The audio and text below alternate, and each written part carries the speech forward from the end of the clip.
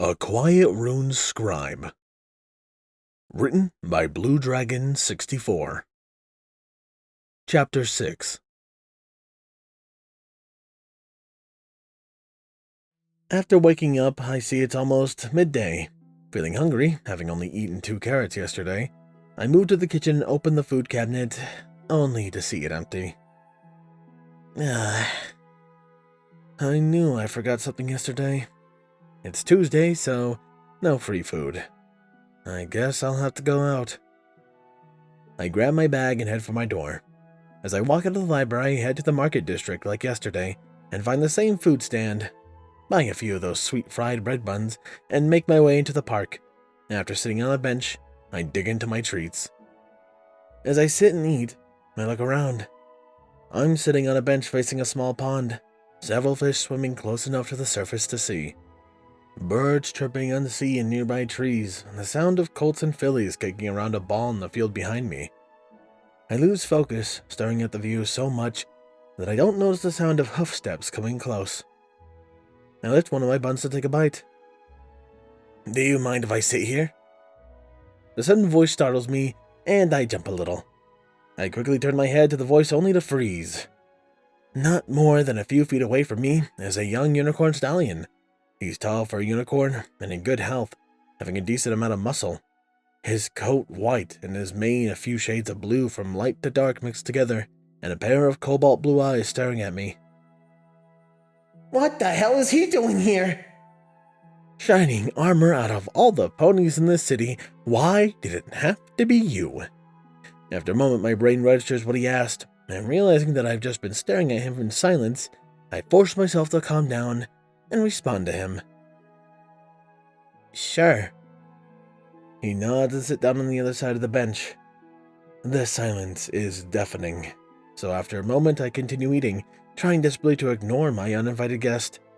After some time he speaks up. "So, what are you eating?" I turn back to him, seeing him eyeing my food. "Some fried sweetbread. Want one?" I offer, hoping to seem less nervous as I float a bun over to him. He eyes it before taking it. "Sure, thanks." He bites into the bun, and we eat in silence for some time, both of us enjoying the view. He finishes first before looking at me again. "So, what are you doing today, if you don't mind me asking?" I stare for a moment, trying to find a way out of this conversation, but not finding any, I decide it's less suspicious to just answer his questions. "Eating my breakfast and enjoying my day off."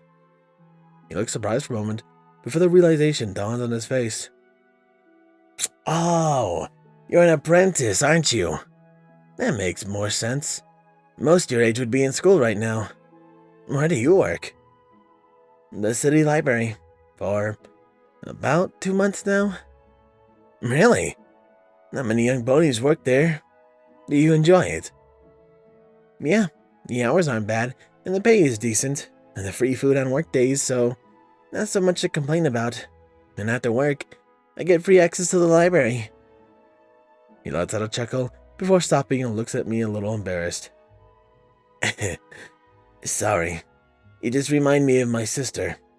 She's around your age, always reading or trying new spells. She'd be so jealous that you can stay after hours." He says while between soft chuckles. "Oh, by the way, my name's Shining. Nice to meet you." "Same. Name's Shade. So, what are you doing here?" I ask as I finish my last bun. "I'm waiting for my mom and sister to meet up. They told me to wait in the park so they can finish shopping. So, what do you do at the library?" But before I can answer him, we were interrupted by a new voice. "What library?" I turned my head to see Twilight Sparkle and their mom, Twilight Velvet, standing with a few bags floating next to her. "Oh, hey Twilight. I was just talking with Shade here. He works at the city's library." Her eyes move to me, and she gets an excited expression, hopping from one hoof to another as she moves towards me. "You do? What's it like? What do you do? How long have you been working there? How—" Before she could continue to bombard me with questions, a hoof was placed on her muzzle. "Twilight, you know not to do that." Twilight Velvet turns to me, looking embarrassed at her daughter's actions. Sorry about that. She can get excited when it comes to books. I nod. No problem. It's okay. I turn to Twilight, who looks even more embarrassed than her mom, her ears pinned back and a shy look on her face. And to answer your questions, it's okay. I mostly shelve and sort books, and I've been working there for about 2 months. After hearing my answer, she perks up some, her ears returning to normal. Thanks, and sorry. Mom said I get excited about books and magic. I nod. That much is obvious. I take a moment to crumple the paper bag that held my food and put it in my bag. I hear gasp and look back to see Twilight staring at me intently. How did you do that? She asks with excitement, in her voice once again having watched me crumple the bag without my hooves. After a moment, thinking about how I wanted to explain this, I said, Well, you know how all ponies can move things with their hooves, right? She nodded. So the magic that lets you do that is in every pony, and a few years ago when I was younger, I got it in my head that if I could train that ability, I could make it more powerful and do more with it. So I started training with it. Twilight and Shining and their mother gained thoughtful looks as I continued to my explanation. And I started trying to lift heavier and heavier things. Over time, it slowly got easier, and I could lift more, and I was just messing around with it. I found that I could lift things even if they weren't touching me, and I started training that to hold something and slowly push it away from me. And just like my lifting strength, my range also increased along with my control. At this point, it's about the same as having a horn. All three looked shocked at my explanation. The first to speak was, of course, Twilight. That's awesome! She shouted out before quieting down with a stern look from her mom. Sorry. I laugh. It's okay. Shining speaks up after a moment. Well, Colt, that's impressive. I didn't know many ponies who train that hard. Thanks. It certainly took a lot of time to achieve, but I think it's worth it to move things without my hooves. Before we can continue our conversation, their mom speaks up. Come on, you two. We don't want to be late for Shining's appointment. It shouldn't be long now. Shining, do you have a watch? No, I forgot it this morning. Here. Before they can say anything else, I start drawing a matrix, and in a few moments, I cast a temporis spell showing the time to be about 1:36. Twilight gets the same excited look, but before she can start asking questions, she's cut off. Oh no! We're going to be late! Their mom exclaimed before grabbing Twilight and putting her on her back, before running off, Shining not far behind her. I sigh in relief. Well, it wasn't too bad. And while I definitely got their attention and my plan to stay away from the cast is dead in the water, but it's at least cool to meet them, and it might be useful to know them, as most don't look into ponies. They know, so it might be better to hide in plain sight, even though it's not as good as remaining unknown. Plus, in the show, after Twilight leaves for Ponyville, she even almost forgets, so she might not remember me as anything but a friend that she'll forget. And after that day, I still had a need to go shopping for some groceries. After doing so and getting home with my goods, I decided to take my mind off of today and look through the library. As I walked through bookshelves looking for books on healing magic and training my life affinity. Although the original book on affinities I read had some suggestions for training, but not as much as a book for specifically the life element, which would be much better. After finding the right section of the library, I searched through several books before finding what I was looking for. A book on life magic and its application by Starshine. The book's text is dry as sand, but the information is good. The instructions for learning how to convert your magic seem about the same for any element. First, you try to visualize a single point in your body and push your magic through it. Technically, it is possible to convert magic in any way you wish. It's really all about will. But for those with enough will or control over their magic, imagining a process to convert their magic is easier.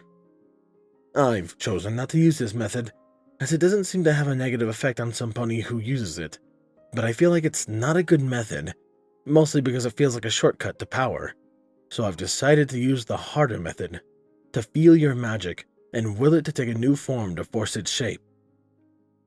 After reading the entire book, I check it out of the front desk and leave the library and walk to the park. One of the steps I want to follow is learning conversion in an environment with a dense amount of life magic, and the best place nearby is the park. After reaching the park for the second time that day, I search for a quiet spot. I find a small spot under an old oak tree that's out of view of any other ponies. A wall of bushes with the tree to my back. I lay on the grass and start focusing on my magic, trying to feel the magic around me as the magic seeps into the world around me. After some time, I start feeling the magic in the grass and roots around me as I study the feeling of magic of life. The magic itself gives a feeling like a rush of energy from drinking coffee, only to a lesser degree. I spend a while just sitting and feeling the ebb and flow of the magic, feeling it move to the roots, and feel the magic of the sun being absorbed and converted. Over an hour passes as I lay almost perfectly still. I retract my will and focus not outward, but inward, reaching into my magic. I started willing my magic to take the form that I felt, applying more and more of my will, trying to change my magic into that of life. After a while of this, I feel something break, and I feel a rush of energy go through me. I hold on to that feeling, trying to burn its feel into my memory. But after a few minutes, my reserves of magic are drained to almost dry. So I stop. I open my eyes, glowing green softly for a moment before fading. As I stand looking at the ground around me, the grass only a few inches long before has grown wild and lengthy, the flowers blooming as several vines cling to my legs. I shake the vines off of me and step away from where I was laying, a circle around it of plants growing from its center and radiating out from it. Noticing the sunlight fade as the sun is lowered and the moon rises into the sky, I start making my way home, humming a happy tune.